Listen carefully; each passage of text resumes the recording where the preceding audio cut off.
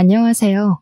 저는 이번에 결혼을 되었고 좀 더 좋은 인연을 만나기 위해 기다리기로 한 30대 미혼녀입니다.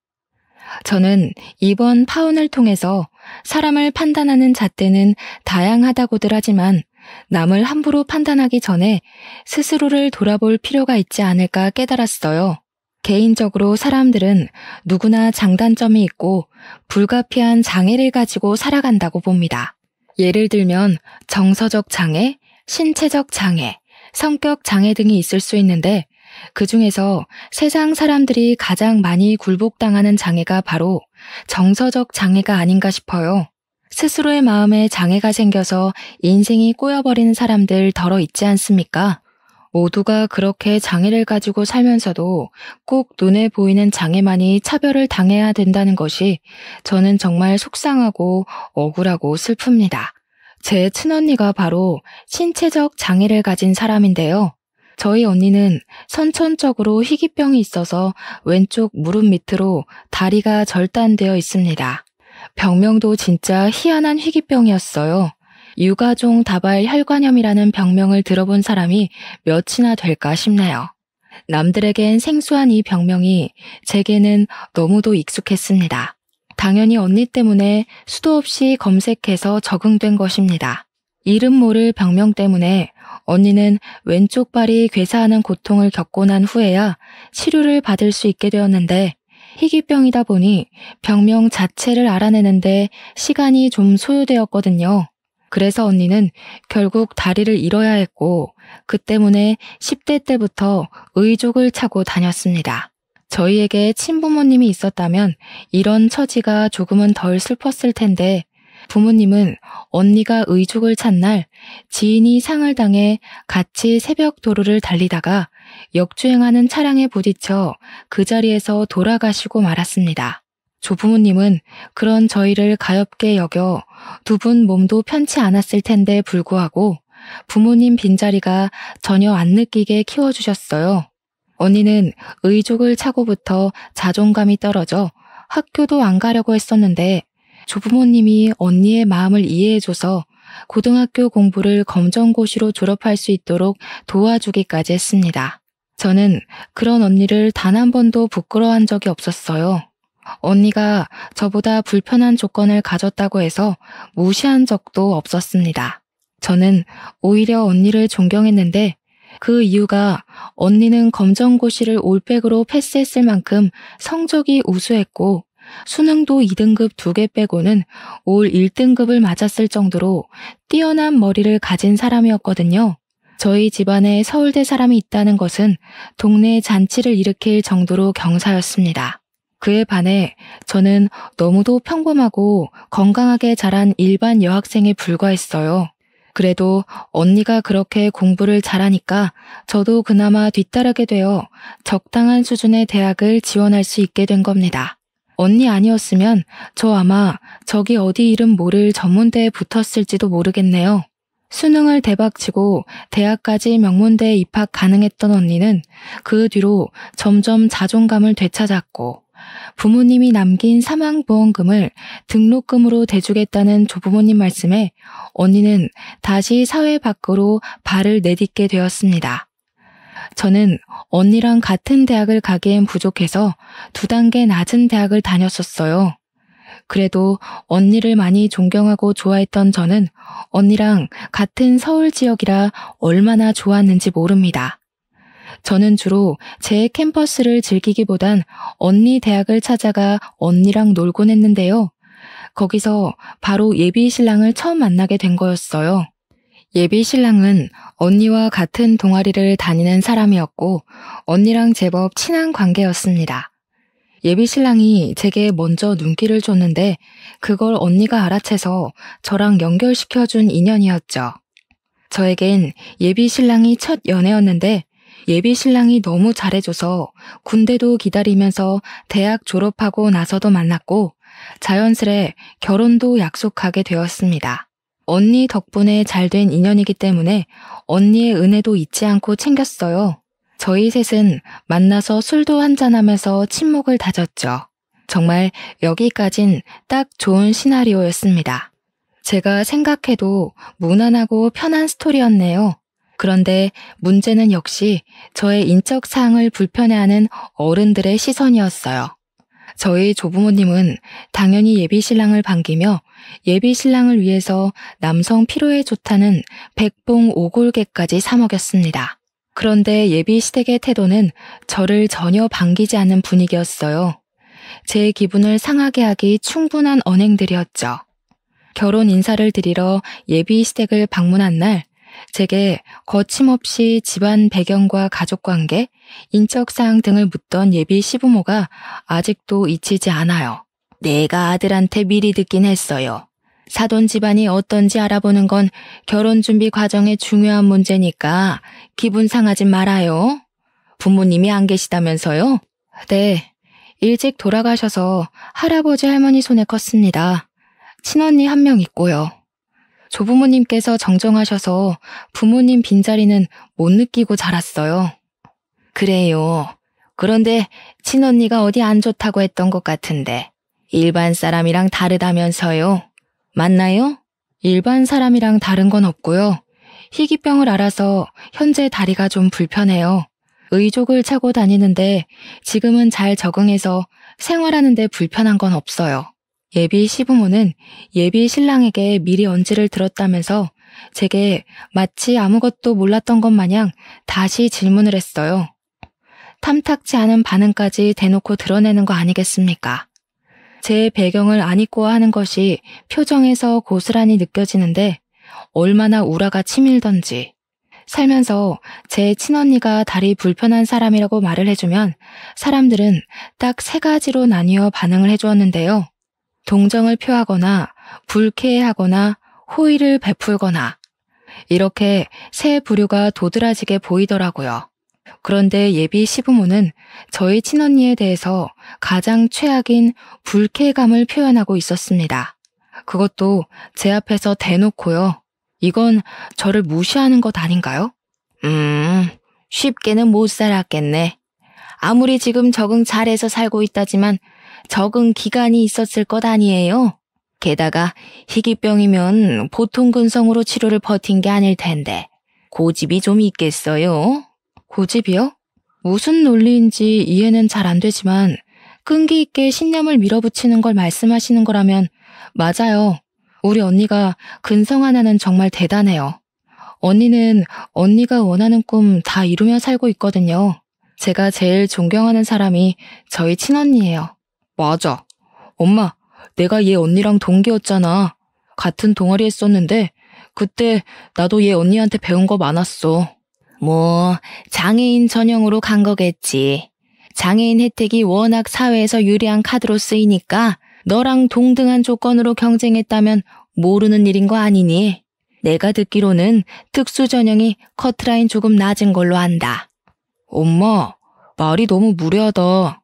엄마가 그 애 안 만나봐서 그러지. 그 친구 나보다 학과 성적 좋았어. 아무리 그래도 내가 결혼하고 싶은 사람 소개해주는 자리인데 꼭 말을 그렇게 해야겠어? 당황한 예비 신랑이 급히 예비 시모의 말을 막았는데 예비 시부마저 저와 첫 대면이라는 걸 망각했는지 혀를 찢 한 번 차고는 예비 신랑에게 눈치를 주는 듯 했습니다. 분위기상 두 분 다 저와 예비 신랑의 관계를 반대하는 입장으로 보였어요. 저는 그 텁텁한 분위기에서 일부러 예비 시부모가 차려준 밥 공기를 깨끗이 비워냈고 예비 시부모가 묻는 말에 숨김없이 모든 걸 다 밝혔어요. 제 집안 사정에 대해 꺼려야 할 부분은 없다고 생각했거든요. 저희 친언니 장애인 전형으로 대학 간 거 맞고 수능 만점 가까이 받은 것도 맞고 서울대 맞는다고 두 분 귀에 톡톡히 때려박아 주었고 심지어 과에서 과탑까지 해 매년 장학생이었다고도 자랑을 했습니다. 그리고 자리를 뜰 때도 씩씩하게 웃으면서 예비 시부모에게 마지막을 기리는 인사말을 했어요. 아무래도 이 결혼은 어려울 것 같습니다. 저는 기본적으로 도량이 넓은 사람들을 좋아하거든요. 그래야 배울 게 있고 존중할 수 있다고. 우물한 개구리는 어울리는 게 아니라고 언니가 그랬어요. 뭐요? 내가 잘못 알아들었나? 지금 결혼을 안 하겠다고 말하는 거예요? 그것까진 이해하겠는데 거절은 해도 우리가 해야지요. 누가 봐도 우리 아들이 손해인 결혼인데 살다 살다 이렇게 웃긴 소린 또 처음이네. 엄마, 내가 말 조심해달라고 했잖아. 미리 말해줬더니 무슨... 나 이 사람 아니면 결혼 같은 거 할 생각 없다고 했지. 빨리 사과해요. 아니야, 사과는 됐어. 나도 이런 분들 모시고 못 살아. 짧은 시간이었지만 밥 맛있게 잘 먹었습니다. 워낙 표정들을 썩히고 계셔서 차일 것 같지만 예의상 인사는 드리는 거예요. 오빠랑 헤어질게요. 안녕히 계세요. 끝인사를 하고 나오는데 이건 예비 신랑과도 의논한 것이 아니라서 예비 신랑 또한 놀라며 저를 뒤쫓았습니다. 제가 예비 시댁을 바로 나와버리는 바람에 예비 시부모의 반응을 못 봤지만 아마 두 분 다 제 돌발 행동을 어처구니 없게 보지 않았나 싶어요. 쫓아와서 저를 붙잡은 예비 신랑이 제게 헤어지는 게 무슨 말이냐고 놀라서 따졌는데요. 저는 애써 관리하고 있던 표정을 그제야 드러내며 예비 신랑한테 솔직하게 말했습니다. 오빠 부모님이라서 이 정도로 말하고 넘어가려는 거야. 나 저렇게 사람 함부로 판단하고 무례하게 말하는 사람들이랑 연 안 맺어. 솔직히 너무 기분 나쁘거든?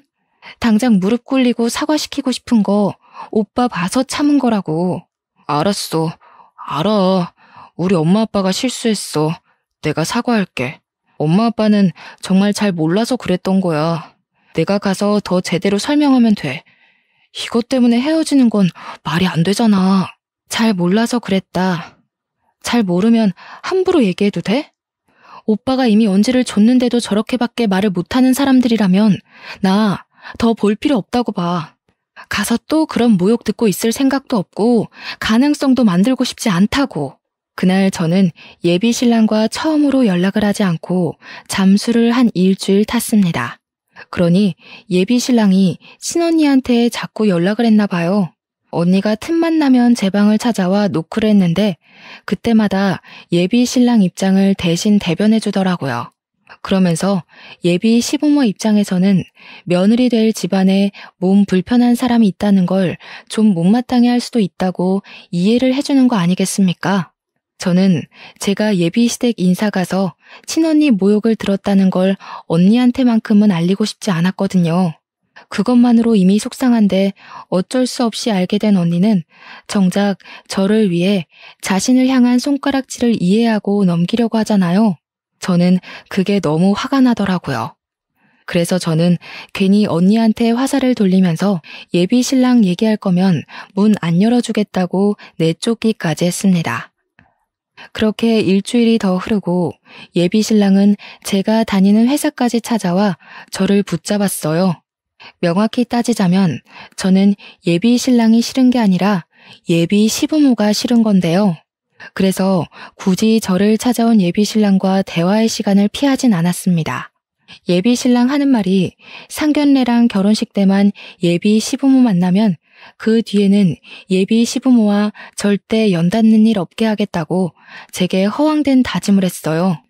게다가 이 조건을 예비 시부모도 수긍하고 결혼을 허락했다고 하더라고요. 그러면서 예비 신랑이 제게 이 사실을 친히 녹음으로 각서까지 쓰겠다고 해서 저는 그 자리에서 예비 신랑 목소리가 담긴 녹음 파일을 얻게 되었습니다. 예비 신랑의 눈물겨운 사정으로 인해 저는 상견례 날짜를 잡게 되었는데 참 안 될 사람은 안 된다고 안타깝지만 저희는 결국 결혼식의 문턱을 넘지 못했어요. 상견례 날 저는 조부모님이랑 친언니를 모시고 상견례 장소를 찾았는데 예비 시댁은 시작부터 지각으로 이미지를 실추했어요. 엄연히 저희 조부모님이 연세 더 많은데도 도착하고서 제대로 된 인사나 사과도 않고 자리에 앉았습니다. 이미 첫 시작부터 마음에 안 들었지만 예비 신랑이 자꾸 저한테 눈짓하며 미안하다고 울상을 지어서 참았어요. 애들 부모님 돌아가시고 두 분이서 키우시느라 고생하셨겠어요. 몸 불편한 데는 없으세요? 제가 한때 아동시설 원장했던 사람이라 다 압니다. 남의 애 키우는 게 얼마나 골병 드는 일인데요. 남의 애라고 생각해 본 적이 없어서요. 다 내 혈육이고 내 새끼들입니다. 내 자식들 입에 밥 한 숟갈 들어가는 맛으로 사느라 골병 드는 줄도 몰랐을 정도니 더한 걱정은 삼가는 게 좋겠네요. 애들 때문에 고생하셨다면서 골병은 안사돈께서 든 게 아닌가 싶은데. 조부모님은 살아온 세월 때문인지 예비 시부모님의 은근하게 예의 없이 하는 말씨에도 유려하고 여유롭게 받아쳤습니다. 그러다 예비 시부모의 타깃은 제가 걱정했던 대로 금세 우리 언니한테 돌아갔는데요. 예비 시모가 우리 언니를 아닌 척 훑어보더라고요. 아유, 몸이 불편해서 가진 능력을 반밖에 못 써 어떡해요? 아가씨 같은 사람들이 학교 다닐 때는 특기가 많지만 사회에 나가면 아직까진 안 좋은 선입견들이 있잖아요. 일하는데 많이 불편하지요? 어떤 일을 하고 있다고 했더라? 복지관에서 단순 노동 이런 거 하나요? 글쎄요. 사돈 어른들이 걱정해 주실 만큼은 안 좋은 시선을 받지는 않아서요. 또 말씀하신 것처럼 제가 단순 노동하기엔 아까운 머리거든요. 사람 가르치고 상담하는 일을 하면서 효도하며 잘 살고 있습니다. 똑 부러지는 것 좀 봐. 그래. 그렇게 당당하고 당차게 살아야 아무도 무시 안 해요. 야무지게 잘하겠네. 다리만 안 불편했어도 내가 딱 며느리 삼으면 좋겠구먼. 이건 또 무슨 개소리인지 모르겠더군요. 예비 시모의 헛소리에 예비 신랑도 놀라고 저도 황당해서 예비 신랑과 눈이 맞았습니다. 거기서 기분 안 나빴던 사람은 오직 예비 시부모뿐이었어요. 예비 신랑이 나서서 예비 시부모에게 이제 그만하고 식사하라고 눈치를 주는 덕에 한시름 정도 더 버틸 수 있었네요. 그런데 상견례 내내 잠자코 동조만 하고 있던 예비 시부 입에서 나온 말 때문에 곧 이곳이 아수라장이 되고 말았는데요. 그런데 그 장애가 그리 있으면 앞으로 결혼하긴 참 불편하겠어요. 아이고야, 애 낳기도 힘들겠어. 애를 낳더라도 몸이 불편해서 거의 남편이 육아를 해야 될 판이겠네. 아버님, 지금 무슨 말씀하시는 거예요? 말씀이 너무 선 넘으시네요. 방금 그 말 경찰에 신고해서 저희가 증언하면 충분히 사회적 문제가 될 발언인 거 모르세요? 경찰? 아니 내가 무슨 말을 했다고 그러냐? 다리가 불편하면 다들 그런 고민들을 하길래 나도 걱정을 해줬을 뿐이다. 누가 걱정해달랬어요? 아버님도 본인 앞날도 똑바로 간수 못해서 회사 해고당한 주제에 누가 누굴 걱정해요. 당장 저희 가족한테 사과하세요. 뭐야? 저 정신 나간 년이 지금 뭐라는 게야? 감히 시애비한테 뭐가 어쩌고 어째? 몸 불편한 네 언니도 서울대 잘만 갔구먼. 멀쩡한 너는 이상한 사립대 나간 것이 뭐 잘났다고 큰 소리를 빽빽 질러? 예비 시부 원성이 커지자 이미 상견례 분위기는 파투나기 시작했고 예비 신랑은 자기 아빠를 말리려고 일어나 안절부절 못하고만 있었습니다. 오히려 제가 예비 신랑보다 예비 시부를 더 잘 대적했다고 할 수 있겠네요. 솔직히 그쪽 집안 경제적으로 부모님 없는 저희 집보다도 부족하잖아요. 제가 틀린 말 했나요? 저희 부모님 떳떳하게 성공하시던 사업가셨어요. 돌아가신 다음에도 조부모님이 그 사업을 넘겨받은 덕분에 지금은 제 이름으로 된 건물도 증여해 주셨고요. 그런데 그쪽은 모 같은 성격 때문에 해고까지 당하셨던데 지금 저희한테 낱말할 처지 안 되지 않아요? 말하는 것 좀 봐라. 내가 진작에 이런 집안에 문제 하나 있을 줄 알았다. 내가 고작 저런 며느리 드리겠다고 이 비싼 옷까지 빚내서 빌린 줄 알아? 예끼, 이 결혼 무효다. 잘 먹고 잘 살면 뭐하니? 사람이 건강한 게 최고지. 이보세요. 살아가는데 장애가 더 문제일까요? 돈이 더 문제일까요? 서울대 나온 장남 이용해서 부유한 처가 돈 좀 뜯고 싶었을 텐데 이제 어쩌시게요? 저희는 더 이상 불우윳 도울 생각이 없어졌는데 입 닫고 계셨으면 혼수비라도 아꼈을걸. 제 복을 발로 차내셨네요.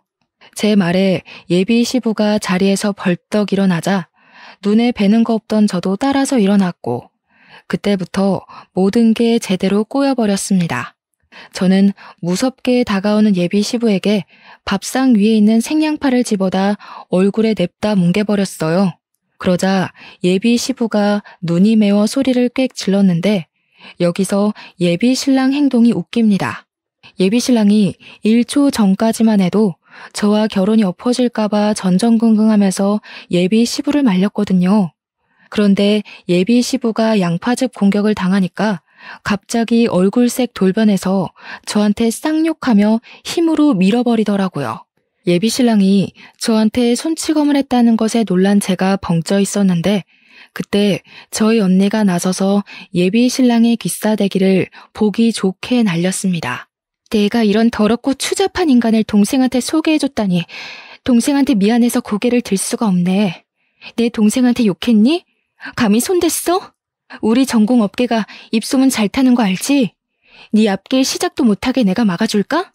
예비 신랑은 언니한테 뺨을 맞고 나서야 자신이 저한테 무슨 짓을 했는지 정신을 번쩍 차리더군요. 뻔뻔하게도 뒤늦게 저를 챙기려 했습니다. 하지만 제가 그 손길을 냅다 차버려서 예비 신랑은 정강이를 붙들고 깽깽이만 뛰었네요. 그때 할아버지는 지갑에서 수표 5장을 꺼내들었어요. 그대로 예비 시부모에게 뿌려버리더라고요. 할아버지가 돈으로 자부심 부리는 분이 아니라서 저렇게 사람을 엿먹이는 건 저랑 언니도 처음 봤습니다. 이리 경박한 사람들한테 밥 얻어먹었단 소리 하기 싫으니 그 돈 먹고 떨어지고 다시는 내 딸 찾지 마시오. 밥맛 더럽게 없는 사람들이네. 가진 게 없으면 인품이라도 가꿀 것이지. 본인들이 본인들 얼굴 먹칠했다는 거 알았으면 좋겠네요. 그 식당은 예비 신랑이 예약한 곳이었는데 할아버지가 마지막으로 예비 신랑을 노려보면서 침 뱉는 신용을 퇴하시고 할머니 손을 잡고 자리를 빠져나갔습니다. 저도 언니랑 같이 그 자리를 나오려는데 예비 신랑이 달려와 붙잡더라고요. 이러지 마 자기야. 내가 실수했어. 당연히 부모님이 다치면 걱정되잖아. 우리 결혼해야지. 내가 자기 말고 누구를 만나겠어. 결혼 같은 소리 하네. 오빠랑 결혼할 바엔 머리 밀고 절에 들어가는 게 낫겠어. 내가 오빠 부모님 안 만나봤으면 어쩔 뻔했나 몰라? 나한테 서둘러서 저런 사람들 인사시켜줘서 고마워. 덕분에 손해보는 건 없네. 그렇게 그 자리를 뜨면서 저는 예비 신랑과 파혼을 하게 되었고 예비 신랑은 며칠 간격으로 제 직장을 찾아왔습니다.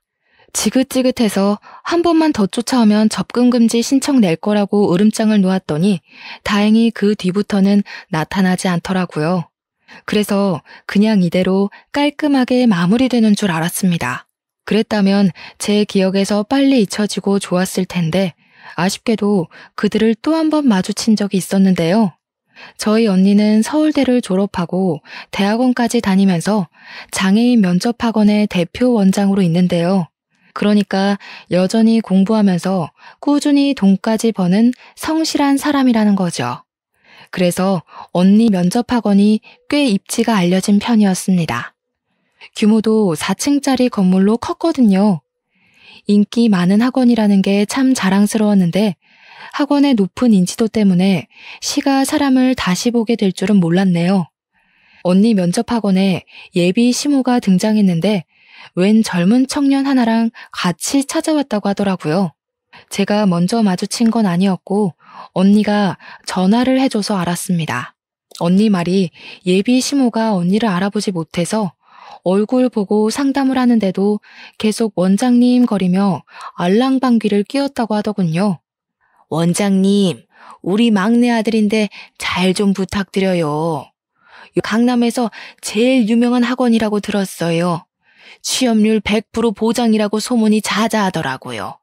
저희 아파트가 여기서 20분은 좋게 걸리는 곳인데 거기까지도 이 학원 유명세가 뻗어 있는 거 아시나 모르겠네. 젊은 분이 너무 대단하셔요.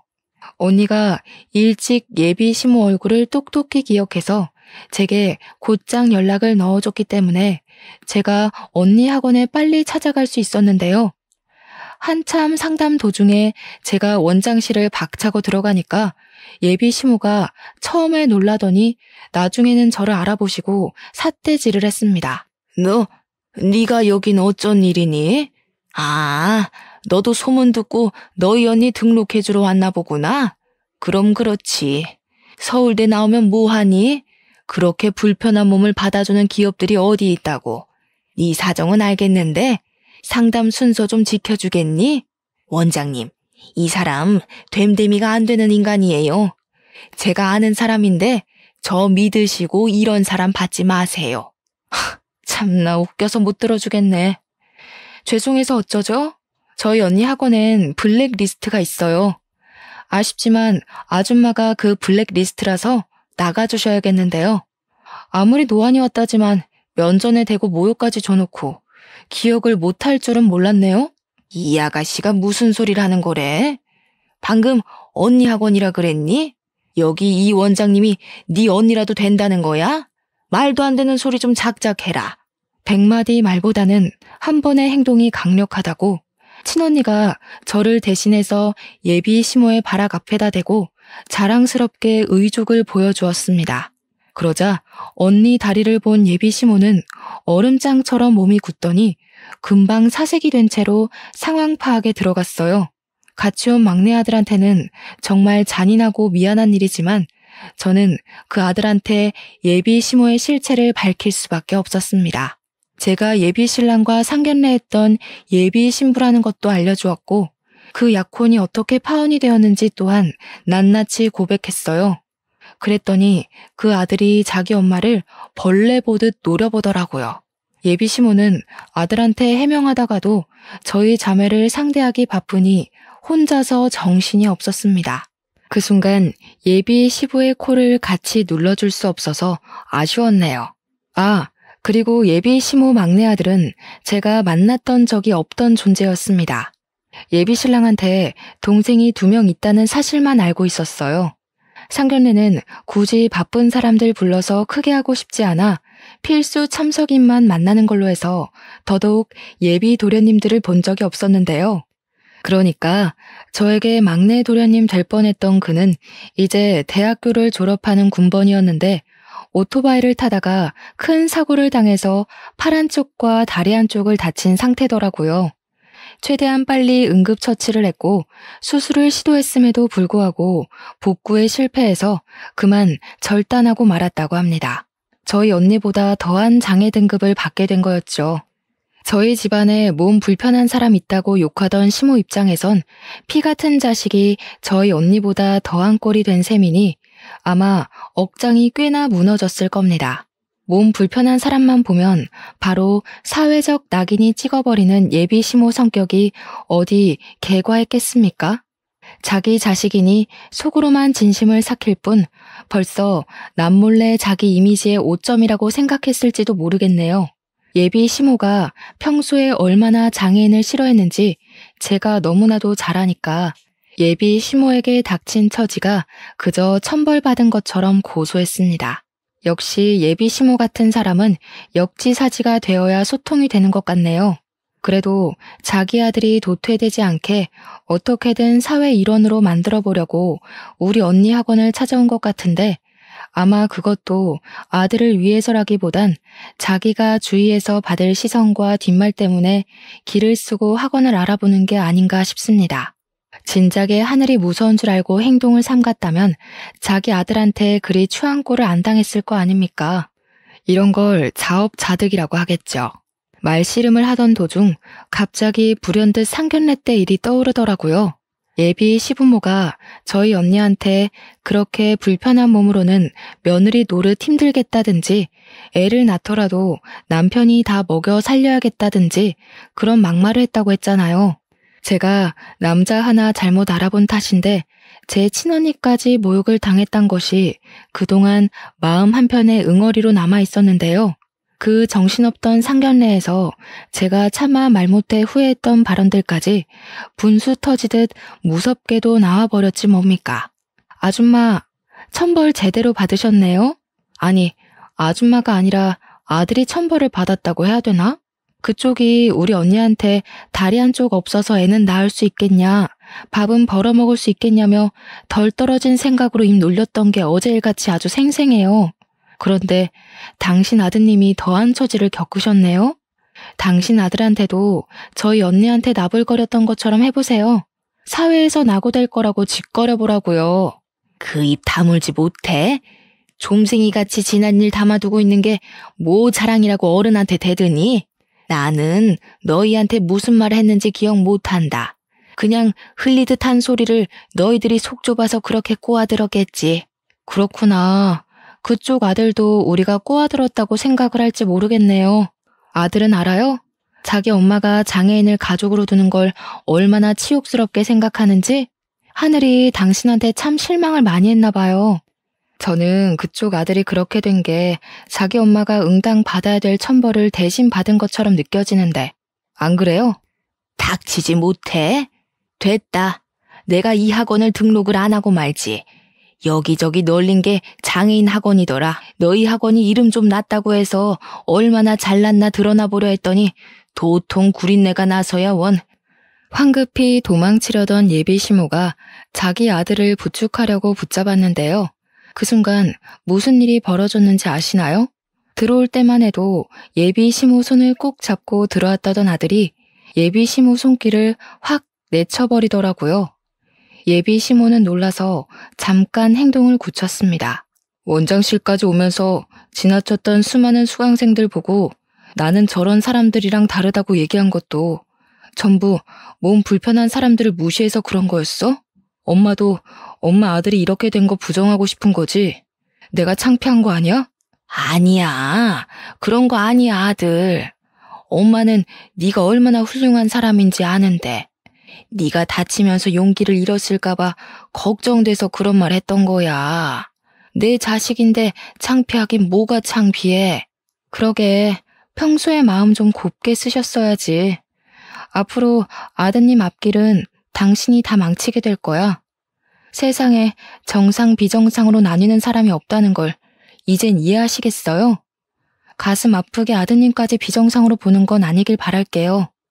제 말이 끝나자마자 예비 시모 아들 눈에서 눈물이 주르륵 흘렀는데 제가 말을 심하게 하긴 했던지라 상처를 꽤나 받았을 것 같더라고요. 당연히 저도 마음이 좋지 않았습니다. 지켜보고 있던 친언니도 몸 아픈 아들이 마음까지 다치는 걸 원치 않았을 거예요. 그런데 그렇게까지 해주지 않으면 예비 시모는 다른 곳에 가서 같은 실수를 하게 될까봐 그만 선을 그어주고 싶었습니다. 예비 시모도 자기 아들이 우니까 가슴이 아프긴 했나 봐요. 자글자글한 얼굴에 흐르는 눈물을 훔치면서도 본래 성격을 감추지 못해 저와 친언니를 향해 삿대질을 했습니다. 너희들이 뭘 안다고 우리 애에 대해서 함부로 짓거려? 돈 많다고 이런 강남에 학원 차렸나 본데 면접학원 유명하대서 왔다더만 이거 순 사기꾼들이잖아. 너네 같은 정신머리로 어떻게 취업 성공을 보장한다는 거야? 난 절대 못 믿는다. 예비 시모는 원장실 밖으로 소리가 새어나갈 만큼 크게 고성을 내질렀습니다. 근데 의외로 아들이 예비 시모의 강력한 거부에도 버티고 앉아서는 꼭 우리 학원에 등록하고 싶다고, 여기 아니면 다른 학원은 안 가겠다고 쐐기를 박더라고요. 예비 시모는 아들한테 두 번째로 거부당하자 이젠 아들에게까지 목소리 높여 혼을 냈습니다. 당장 일어나라면서 힘을 쓰기도 했는데 아무래도 아들이 신체적 결함 때문인지 예비 시모의 힘을 이기지 못하더라고요. 그 모습을 보는데 얼마나 안타깝던지.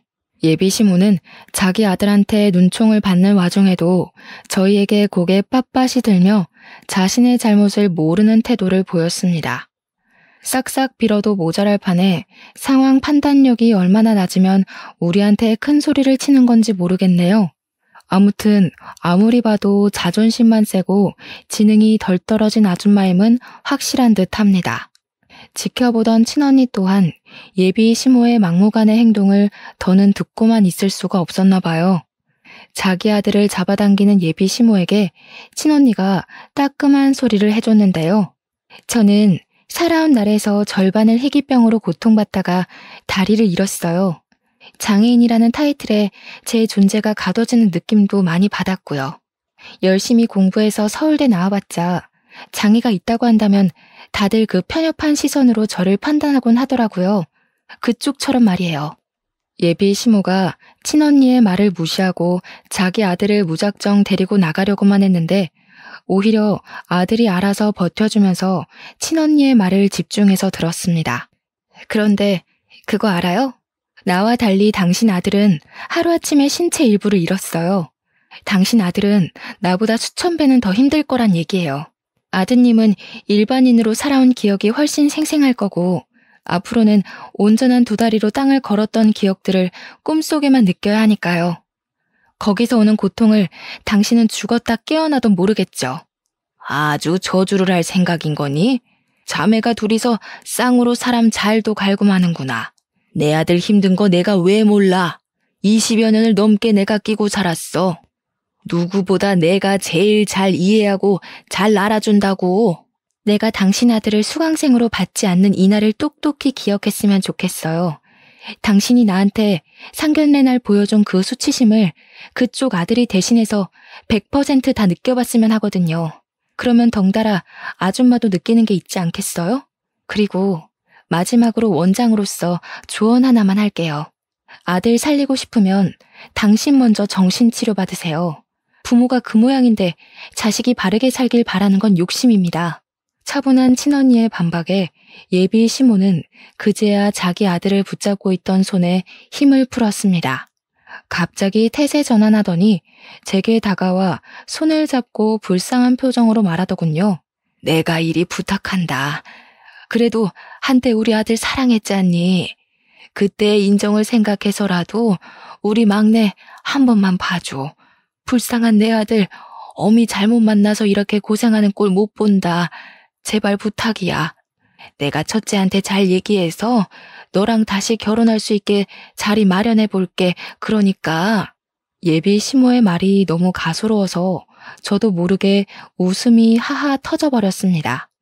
어이가 없어서 늙고 거친 그 손을 탁 쳐내버렸죠. 아줌마, 뭔가 오해하고 있는 것 같아요. 그쪽 아들이 날 찬 게 아니라 내가 그쪽 집안을 내다 버린 거예요. 아드님이 제 회사까지 찾아와서 매달린 건 말 안 했나 봐요? 난 아줌마같이 몰상식하고 편협한 시선으로 다른 사람 욕하는 인간들을 세상에서 제일 싫어해요. 제일 한심해. 하필이면 결혼 상대로 그런 집안과 엮일 줄은 몰랐지만 상견례에서 알게 된 것도 엄청난 천운으로 생각하려고요. 그래, 마음껏 비웃고 마음껏 욕해라. 내가 어떻게 하면 우리 애 좀 살려주겠니? 무릎이라도 꿇을까? 그러면 너희들 속이 좀 시원하겠어? 책임 전가하려고 하지 마세요. 어미 잘못 만나서 아들내미 고생하는 거 저희가 알 게 뭔가요? 사정 안 봐주는 거 아줌마 특기 아니에요? 아무리 생각해봐도 내가 그쪽을 도울 이유가 없어요. 아들한테 더 추한 꼴 보이고 싶은 거 아니면 이쯤 나가는 게 좋을 것 같은데 여기서 더 가면 아드님이 그쪽 안 보고 살 것 같아요. 이미 예비 시모 아들은 예비 시모 때문에 자기 인생을 체념한 표정을 짓고 있었습니다. 저희 학원에 반드시 등록하겠다던 욕망도 사라지고 없었어요. 아들이 먼저 원장실 문을 나가자 예비 시모는 또다시 돌변하여 저를 확 밀어버렸는데요. 다행인 건 등 뒤로 벽이 있는 덕분에 넘어지진 않았다는 겁니다. 사람 참 안 변하지 않습니까? 눈앞에서 자기 아들이 눈물까지 보였고 자기 아들한테 치부까지 드러났으면 반성 좀 할 법한데 여전하더라고요. 이래서 아닌 사람은 끝까지 아니라는 소리 듣는 겁니다. 저랑 친언니는 예비 시모를 그대로 내쫓아버렸고 저는 예비 시모를 끝까지 쫓아가서 우리 언니 학원에 물 흐리지 말고 꺼지라고 소금 대신 물을 뿌려줬습니다. 예비 시모가 물세례를 맞을 때 막내 아들은 예비 시모를 버리고 먼저 택시 타고 쌩 떠나버리더라고요. 예비 시모는 더 이상 제게 함부로 말을 붙이지 못하고서 물에 빠진 생쥐꼴로 도망치듯 달아났습니다. 요즘 세상이 어떤 세상인데 남의 인생사에 감히 감나라 배나라 하는 건지 모르겠네요. 남의 욕도 함부로 해선 안 되는 게 바로 이런 꼴을 당하기 때문이라고 생각합니다. 내 스스로의 업보는 어떤 모양으로든 반드시 그 대가를 치른다고 봐요. 예비 시모 보세요. 저희 집안에 몸 불편한 사람 있다고 욕하더니 결국 되돌려 받은 셈이잖아요. 예비 신랑이 괜찮은 사람이라고 해봤자 저런 부모 밑에서 자랐는데 얼마나 괜찮을 수 있겠습니까? 그래봤자 제 부모의 제 자식이 아니겠어요? 저는 이 결혼을 시작도 해보기 전에 실체를 낱낱이 드러내고 다퉈본 걸 천만다행으로 생각합니다. 아마 하늘도 우리 편이었던 게 아닌가 싶어요. 비록 모든 게 저 때문에 일어난 불상사였지만 이 일을 통해서 친언니가 면접학원에 쓰일 좋은 소스를 오래간만에 깨우쳤다고 좋아하더라고요. 이것 또한 삶의 경험이라 반갑게 느낄 뿐이라네요. 언니는 그간 제가 몰랐던 고통을 남 모르게 많이 겪었을 거잖아요. 언니가 이렇게 상처에 강인한 모습을 보여줄 때면 내면이 제 생각보다 훨씬 단단하고 드높은 것 같다는 생각이 듭니다. 저는 언니한테 그렇게 또 한 수 배웠네요. 그 뒤로는 모든 사람들이 일상의 복귀를 잘하였습니다. 특히 저는 언니 덕분에 멘탈 관리가 아주 빨리 되었어요. 약혼이란 큰 약속이 파기된 것에 비하면 제가 겪은 상실감은 다른 분들보다 꽤나 덜 힘들었던 것 같아요. 그래서 예비 신랑 연락처를 차단하는 것도 깜빡했지 뭡니까? 워낙 예비 신랑 존재가 머릿속에서 빨리 사라졌다 보니까 연락처 지우는 것도 미루다가 그만 까먹어버리고 말았네요. 그래도 그 때문에 예비 신랑한테서 온 문자를 마지막으로 확인해 볼 수가 있었는데 예비 신랑이 막내 동생 요양을 위해서 강원도 쪽으로 이사를 간다고 연락이 왔어요. 자기는 아직 나를 못 잊었다고 하던데 혹시 생각이 바뀌거나 자기가 그리우면 언제든지 연락하라는 거 있죠. 자기는 이제 제가 연락할 때까지 먼저 연락하는 일은 없을 거라면서요. 그걸 끝으로 저는 예비 신랑의 연락처를 차단했습니다. 저도 모르게 남아있던 예비 신랑의 마지막 흔적을 지워버리니 그제야 모든 게 깔끔하게 정리가 된 기분이더군요. 죽을 둥 말 둥 사랑하던 사이도 이렇게 흔적 없이 동이 나버리니 한편으론 더불어 사는 세상살이에서 인간관계란 무엇인가 회의감이 들기도 하네요. 사랑할 때만 해도 그 사랑이 아니면 세상이 동날 것 같았거든요. 역시 세상에서 영원한 건 없나 봅니다. 소중한 것들도 결국엔 제 손을 벗어나니 아무것도 아닌 게 돼버리잖아요. 제가 여기까지 글을 쓰면서 과연 잘 살고 있는 건가 싶은 생각도 들었어요. 파혼을 했다는 상실감 때문이 아니라 어떻게 보면 우리 집안에 발생한 파동 같은 일이기도 했으니까요. 그래도 저보다 훨씬 강인한 저희 식구들 덕분에 저는 늘 배우면서 제 길을 돌아보고 잘 갈고 닦으려 노력하는 사람이 되지 않을까 싶습니다. 제 사연 어떻게 들으셨는지 모르겠어요. 청취자분들께 조금이나마 긍정적인 영향을 줄 수 있는 사연이었길 바랍니다. 대접받기 위해 먼저 대접할 줄 아는 분들이 갈수록 많아졌으면 좋겠네요. 들어주셔서 너무 고맙습니다.